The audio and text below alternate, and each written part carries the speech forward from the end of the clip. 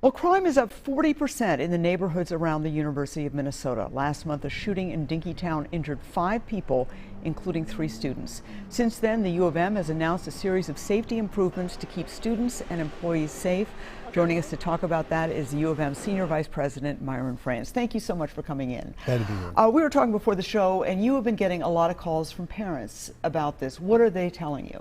Somewhat what you would expect from a parent. My 2 boys have graduated from college, but they're concerned about their safety, and they want to know what we're doing. I mean, they're expressing the concern over the increase in violence in Dinkytown and around the areas, and they're particularly concerned about the lack of response. They want us to step up and do something. Now, this has been, not to this degree, but a problem for many, many years, and I think this administration under President Gable is actually going further than I've seen in a while, in that you're taking ownership of the Dinkytown problem, the crime in Dinkytown, even though it's not officially part of the University of Minnesota.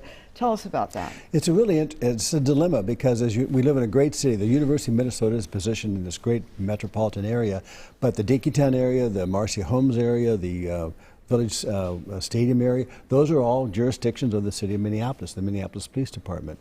But we felt like we needed to support the Minneapolis Police Department. Now, it should be clear, though, that we've worked very closely with the mayor and Chief Arredondo to coordinate their increased surveillance and ours. So we are right now seeking additional surveillance and coverage by the Minneapolis Police Department, and they're granting that. I mean, they have limited resources too, we know, and we're trying to fill in. So we are taking an active step in going into this jurisdiction that's not ours, but we feel compelled for the safety of our faculty, staff, and students, and visitors. And we don't want to minimize also, these are important neighborhoods that are right around the U. Many of them are more affordable than at many other places in Minneapolis. In terms of the proposal for Dinkytown, you're talking about more officers and also more cameras. Have you noticed, I noticed that there are some new cameras out there. Have you noticed any kind of improvements? Well, it's hard to measure kind of week by week, but both the city of Minneapolis and UMPD, we've placed more mobile units out there. And in the next several weeks, we're going to place 7 new blue light kiosks with the emergency phone and the camera in that along the perimeter of the University of Minnesota right next to Dinkytown.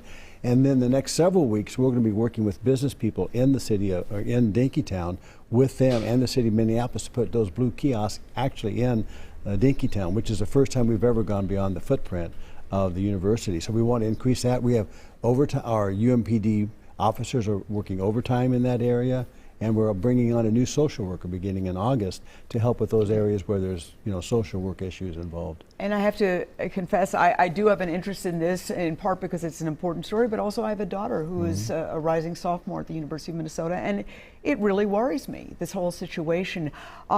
Let me ask you this, is there any kind of talking to students about the dangers? And I say that because students these days are walking around with about often $1,000 worth of computers and cell phones and maybe a camera, whereas back in the olden days, we didn't have that. I mean, are you talking to students about that? We're trying to a lot. In fact, we're trying to develop a really comprehensive safety message for students returning to campus this fall. But we do need, safety is everybody's concern. You need to be responsible for your partner, your classmate, your roommate. You need to be vigilant. And if your face is in the phone and you're walking around, you're not aware of your surroundings. So we do put out communications about students being smart. We also have added a mobile safety app called Rave Guardian, which is like a buddy system. It's a virtual buddy system. The body cams we're introducing to the UMPD police officers in August as well, because we want people to feel both safe and respected and know that there's opportunities for them to be engaged in this. But I think the other thing we want to do also is to engage in the Dinkytown businesses. We're thinking about opening up some storefronts where there's empty storefronts in Dinkytown to invest in that area to make sure there's a vibrancy there.